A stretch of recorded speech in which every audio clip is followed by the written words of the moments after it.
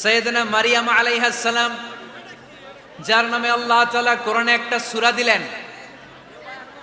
উনি পৃথিবীতে এমন একজন মহিয়সী নারী, যেই নারীর গর্ভে, যেই নারীর পেটের ভেতরে স্বামীর স্পর্শ ছাড়া সন্তান দিয়েছে কে? সাইয়েদনা ঈসা আলাইহিস সালাম পেটে আসলেন। মারিয়াম আলাইহিস সালাম লজ্জা পেলেন।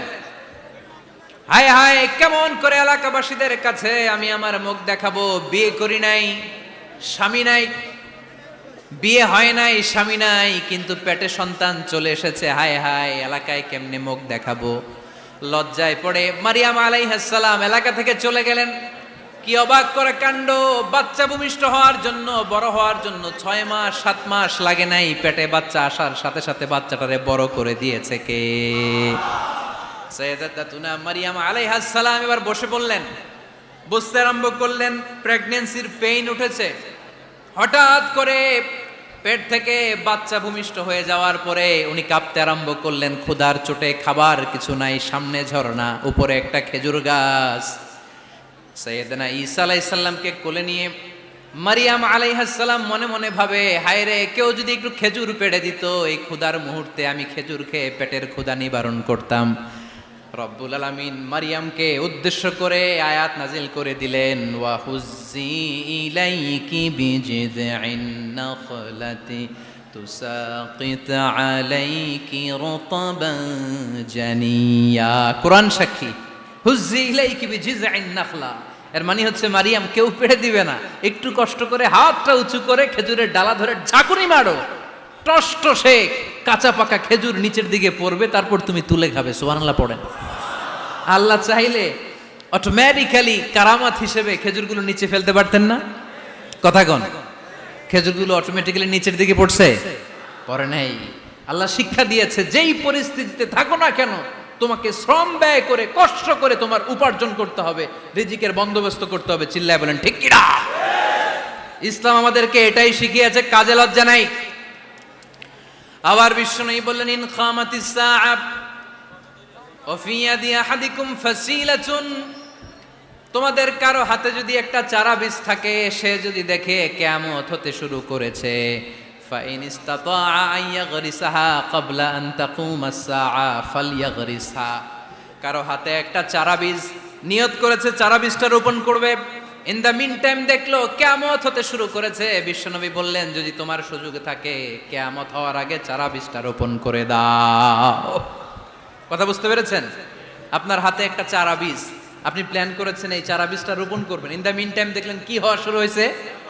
ইযা জুলজিলাতিল আরদু জিলজালাহা, দ্য বিগেস্ট আর্থকোয়েক, ভূমিকম্প শুরু হয়েছে, কিয়ামত হয়ে যাবে।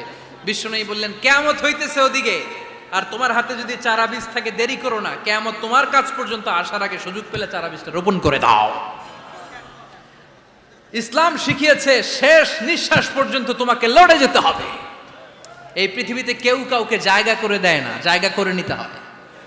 এই পৃথিবীটা, the life is not a bed of roses, এটা ফুল বিছানো কোনো ফুল সজ্জা নয়, এটা কণ্টকাকীর্ণ। কেউ আপনার স্পেস করে দিবে না, কেউ আপনাকে সুযোগ করে দিবে না, কেউ আপনার জায়গা করে দিবে না, বরং আপনি জায়গা করে নিলে টাইনা নিচে নামাবে। কথা বলেন। এজন্য কখনো অলসতাকে স্থান দেয়া যাবে। রসুল বাত্তালি দুক্কানু শয়তান, অলস মস্তিষ্ক শয়তানের আড্ডা। অলস যদি কেউ থাকে, এটারে টেনে বেঁধে কাজে নামাবেন, পারা যাবে? আলহামদুলিল্লাহ, লক্ষ্মীপুরে এরকম অলস ছেলে পেলে নাই।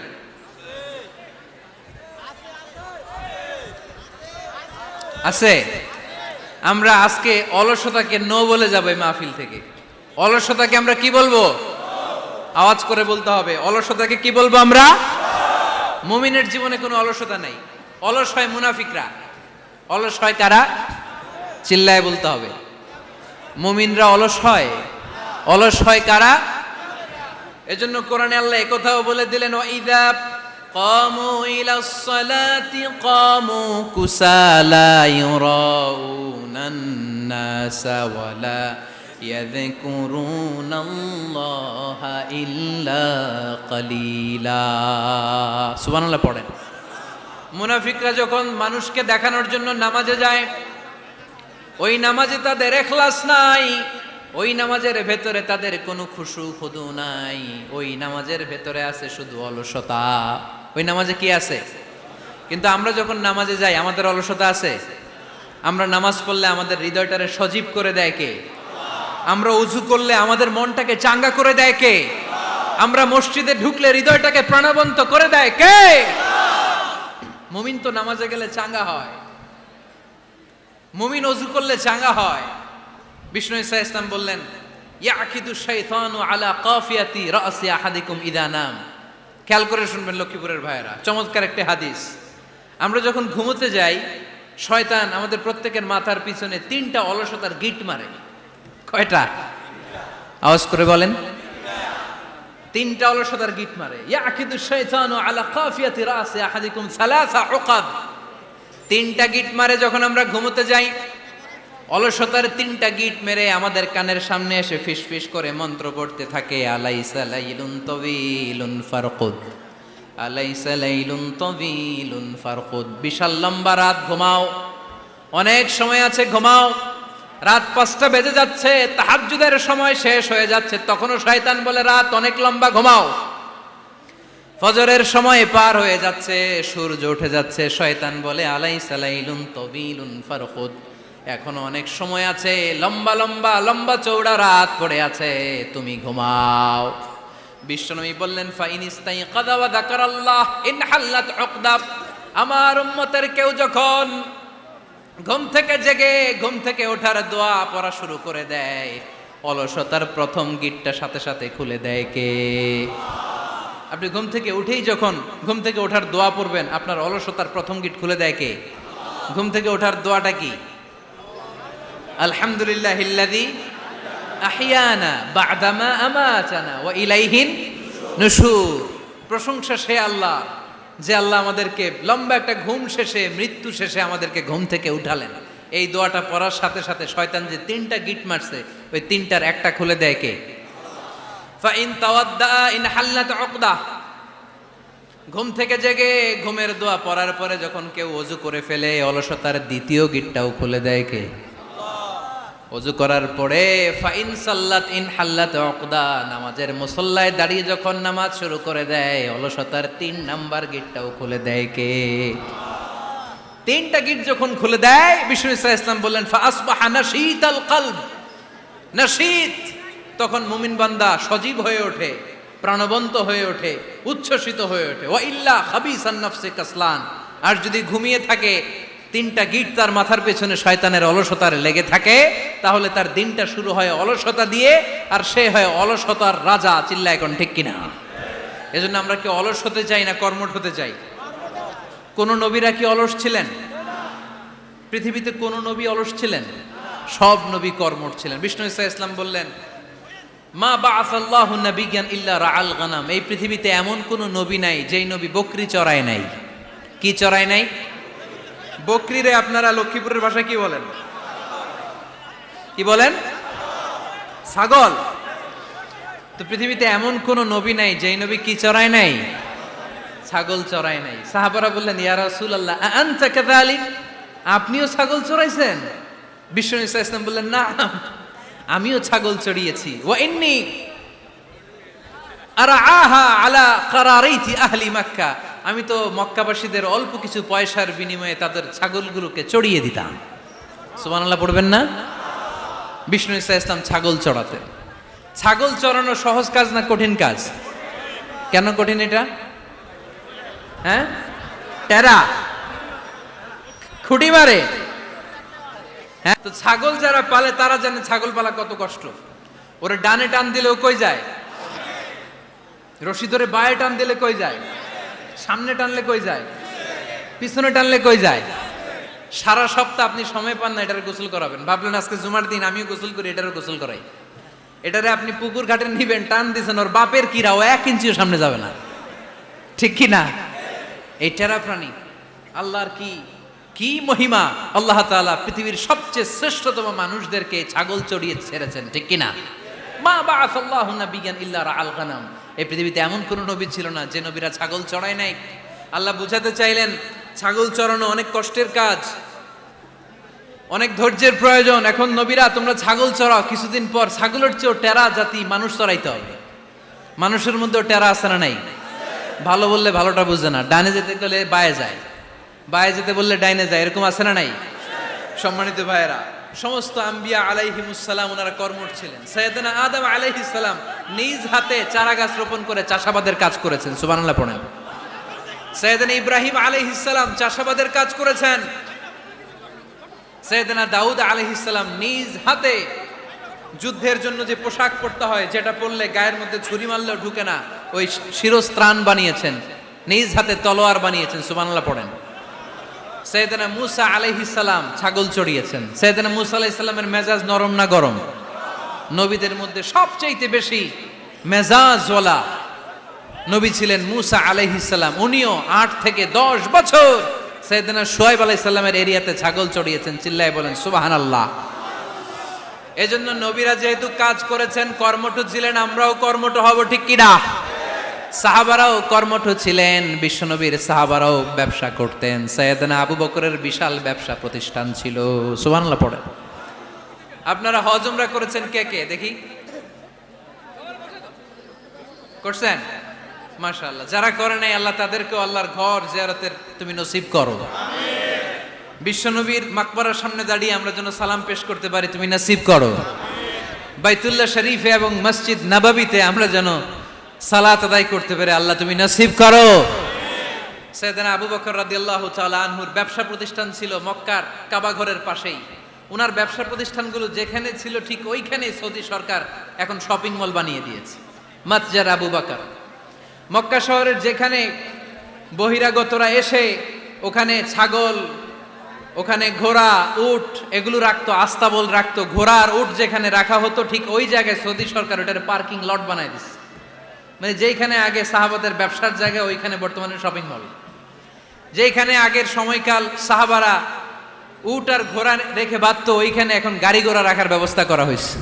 সাইয়েদনা আবু বকর অনেক বড় ব্যবসায়ী ছিলেন। ওনার নিজ টাকা দিয়ে হাবাসা থেকে আসা সাইয়েদনা বেলালকে তিনি 20,000 স্বর্ণ মুদ্রা দিয়ে উমাইয়া ইবনে খালাফের কবল থেকে তিনি মুক্ত করেছেন। সাইয়েদনা উসমান যুন্নুরাইন বড় ব্যবসায়ী ছিলেন। নিজের টাকা দিয়ে মদিনার মুসলমানেরা পানি খেতে পারে না, বিইরে রুমা নামে একটা কুয়া ছিল, এই কুয়ার মালিক ছিল ইহুদি। মুসলমানেরা পানি খেতে গেলে সে বকা দিত, পানি খেতে দিত না। বিশ্বনবী বললেন, আমার সাহাবীদের মধ্যে এমন কি কেউ নাই নিজের অর্থায়নে বীরে রুমা কিনে মুসলমানদেরকে দিয়ে দিবে? সাইয়েদনা উসমান যুন্নুরাইন বলল, ইয়া রাসূলুল্লাহ, আপনার খেদমতে আমি হাজির। মুহূর্তের মধ্যে সাইয়েদনা উসমান যুন্নুরাইন নিজের অর্থায়নে বীরে রুমাটা কিনে মুসলমানদের জন্য সদকা করে দিয়েছে। তো ব্যবসা না করলে, কর্মঠ না হলে, উপার্জন না হলে সদকা করা যাবে? চিল্লায় বলেন করা যাবে? সুনানে তিরমিজির বর্ণনা, বিষ্ণু ঈসা ইসলাম মক্কা থেকে যত সাহাবারা হিজরত করে মদিনায় এসেছে, মদিনাতে কোনো না কোনো সাহাবার সাথে বিশ্বনবী ভ্রাতৃত্বের বন্ধনে আবদ্ধ করে দিয়েছে, সুবহানাল্লাহ পড়েন। এজন্য মক্কা থেকে যারা এসেছে এদেরকে বলে মুহাজির, এদেরকে কি বলে? আর মদিনায় যারা ছিল এদেরকে বলে আনসার, এদেরকে কি বলে? আওয়াজ করে উত্তর দিবেন। মক্কা থেকে যারা এসেছে তাদের নাম মুহাজির, আর যারা মদিনার সাহাবী তাদের নাম আনসার। আজকে এই মাহফিলে লক্ষ্মীপুর এর বাইরে থেকে কারা কারা আসছেন দেখি?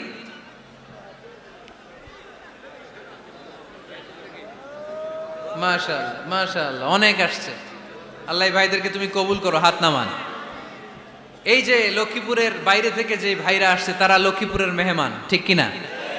মক্কা থেকে হিজরত করে যে সমস্ত সাহাবারা এসেছিল তারা ছিল মদিনার মেহমান। বিশ্বনবী এক এক মক্কার সাহাবীকে মদিনার এক এক সাহাবীর সাথে ভ্রাতৃত্বের বন্ধনে আবদ্ধ করে দিলেন। আব্দুর রহমান ইবনে আউফ রাদিয়াল্লাহু তাআলা আনহু, ওনার সাথে ভ্রাতৃত্বের বন্ধনে যে সাহাবীকে বিশ্বনবী আবদ্ধ করে দিলেন ওনার নাম হচ্ছে সাআদ ইবনে রাবিয়া। কি নাম? মদিনার অনেক বড় ব্যবসায়ী। বিশ্বনবী বললেন, ও আব্দুর রহমান ইবনে আউফ, সম্পদ ছেড়ে দিয়ে, পরিবার ছেড়ে দিয়ে, স্থাবর অস্থাবর সব ছেড়ে দিয়ে আল্লাহ রাসূলের ভালোবাসায় মক্কা থেকে মদিনায় এসেছো। মদিনায় তোমার চিন্তা নাই, সাদ ইবনুর রবিকে আমি তোমার ভাই বানিয়ে দিলাম। সাদ ইবনুর রবি তোমার আপন ভাইয়ের মতো। সাদ ইবনে রবি বলল, আব্দুর রহমান, জীবনে তোমারে কোনোদিন দেখি নাই, তোমারে আমি চিনি না, তোমার নাম শুনি নাই, কিন্তু বিশ্বনবী তো তোমার দায়িত্ব আমাকে দিয়েছে। আমার চেয়ে বড় ধনী এই মদিনার মধ্যে দ্বিতীয় কেউ নাই। আজ থেকে তুমি আমার ভাই, আজ থেকে তুমি আমার কি?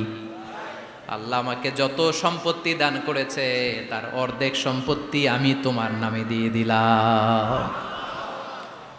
ও আব্দুর রহমান ইবনে আউফ, শুধু তাই নয়, রব্বুল আলামিন আমাকে দুইজন স্ত্রী দিয়েছে। কয়জন? তুমি দেখো আমার কোন স্ত্রীকে তোমার বেশি ভালো লাগে, যার নাম তুমি বলবে সাথে সাথে আমি তারে তালাক দিয়ে দিব। তার ইদ্যত পালন শেষে তুমি তাকে বিয়ে করে তোমার সাথে নিয়ে যাবা। সুবহানাল্লাহ পড়ে।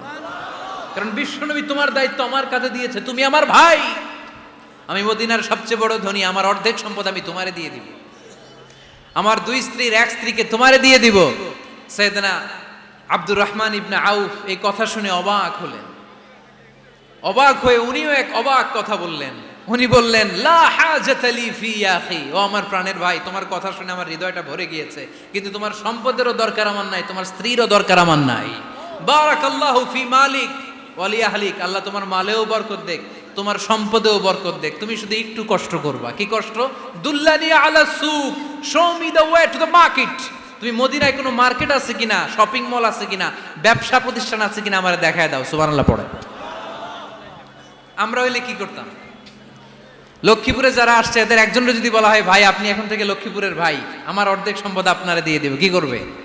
পায়ের উপর পা তুলে খাবে আর বলবে, কি আনন্দ আকাশে বাতাসে। ঠিক কিনা? এরপর যদি বলি, ভাই আমার দুই বউ, যেটারে সুন্দর লাগে বলেন তালাক দিয়ে দেই, নিয়ে যান, কি বলবে? কি আনন্দ আকাশে বাতাস। আল্লাহ রাসূলের সাহাবী আব্দুর রহমান ইবনে আউফ বললেন, লা হাজাতা লি ফি, আমার দরকার নেই। দুল্লানি আলা সুক, just show me the way to market. এখানে মার্কেট কই আছে দেখায় দাও। অবাক হয়ে গেলেন সাদ বিন রবি, বললেন, ও আব্দুর রহমান ইবনে আউফ, ঠিক আছে, তুমি যদি নিতে না চাও তোমারে আমি জোর জবরদস্তি করব না। শুনে রাখো, মদিনাতে ইহুদিদের কয়নুকার একটা বাজার আছে। এই কথা বলার সাথে সাথে আব্দুর রহমান ইবনে আউফ চলে গেলেন। এর পরের দিন অল্প কিছু পনির আর ঘি দিয়ে ব্যবসা শুরু করলেন। পনির আর ঘিয়ের ব্যবসা করতে করতে করতে করতে ব্যবসায় তিনি এত লাভ করলেন, উনি বললেন, আমি যদি কখনো মদিনার বালুর মধ্যে হাত দিতাম, ওই বালুটারও সোনা বানায় দিত কে? দুল্লানি আলা সুক, লক্ষ্মীপুরের কর্মঠ যুবক ভাইয়েরা, এ আব্দুর রহমান ইবনে আউফ আমাদের প্রেরণা। উনি অন্যের ঘাড়ে পাড়া দিয়ে খেতে চায় নাই, আরেকজনের উপর ডিপেন্ডেন্ট বা নির্ভরশীল হতে চায় নাই। তিনি স্বাবলম্বী হওয়ার শিক্ষা, লেসেন কিয়ামত পর্যন্ত গোটা বিশ্বের যুবকদের জন্য রেখে গিয়েছে। চিল্লায় বলো ঠিক কিনা?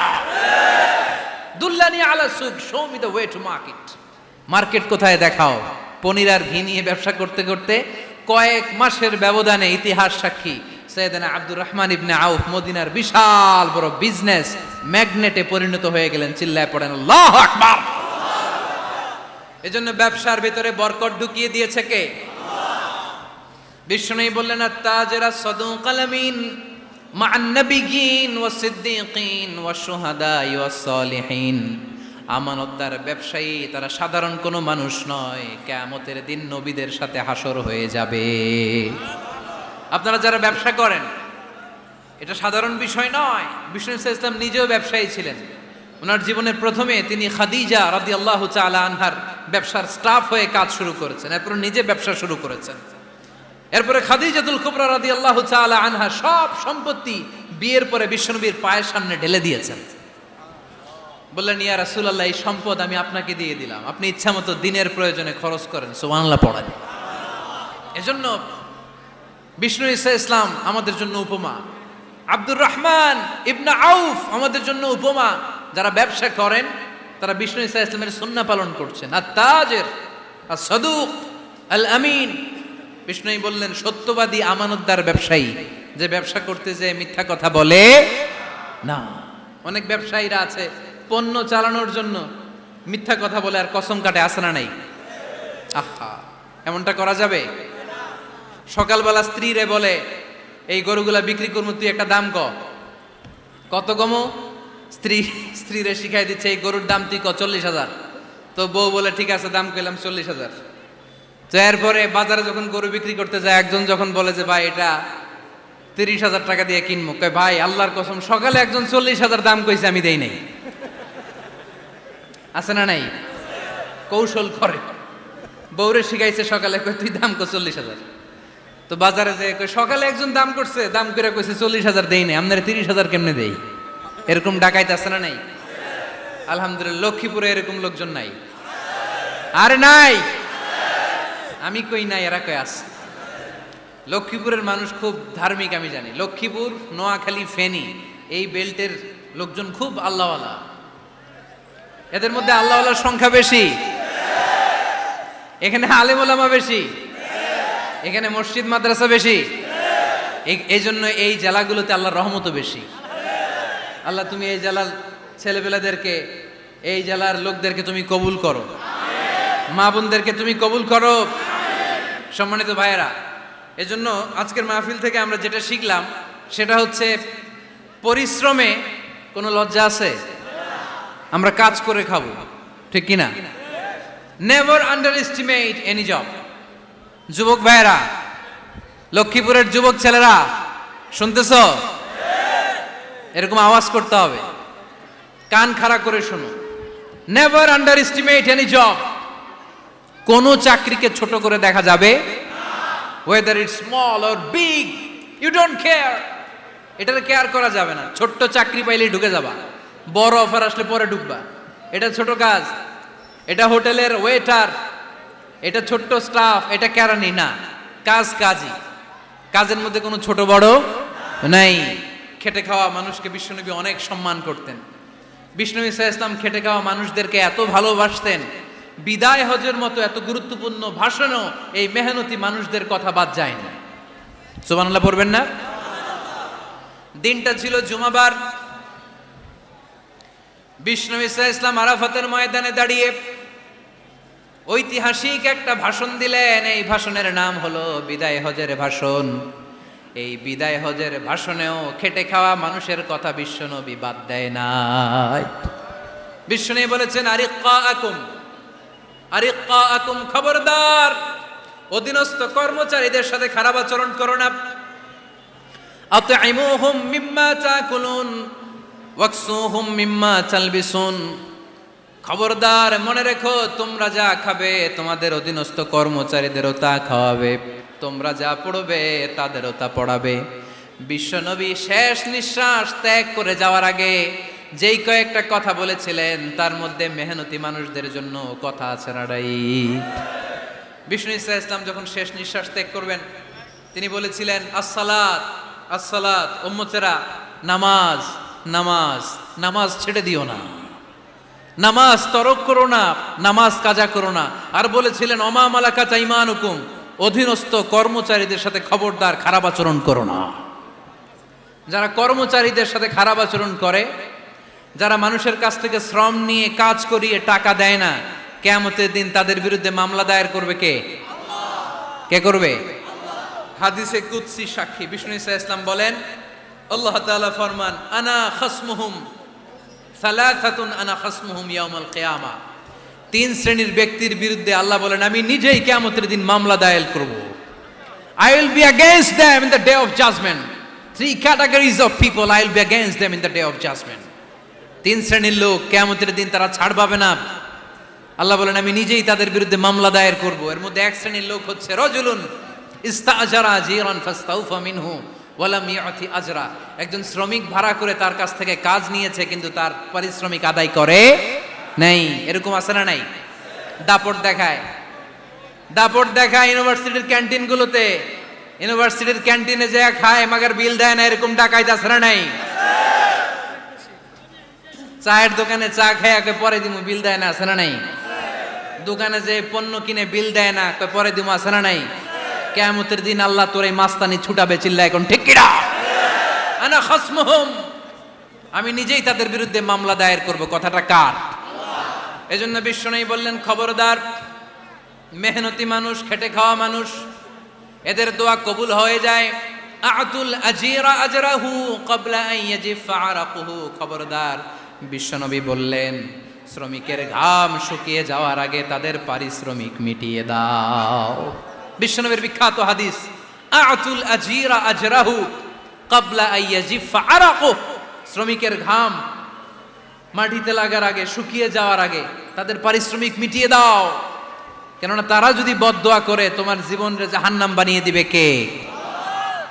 বিষ্ণু ঈসা ইসলাম সব সময় খেটে খাওয়া মানুষদেরকে আগলে রাখতেন। সব সময় শুধু যে ভাষণে মেহনতি মানুষদের সাথে ভালো আচরণ করতে বলতেন, শ্রমিকদের সাথে ভালো আচরণ করতে বলতেন এমনটা নয়, ওনার ব্যক্তিগত জীবন ঘাটলেও দেখা যায় উনি শ্রমিকদের সাথে কেমন আচরণ করেছেন।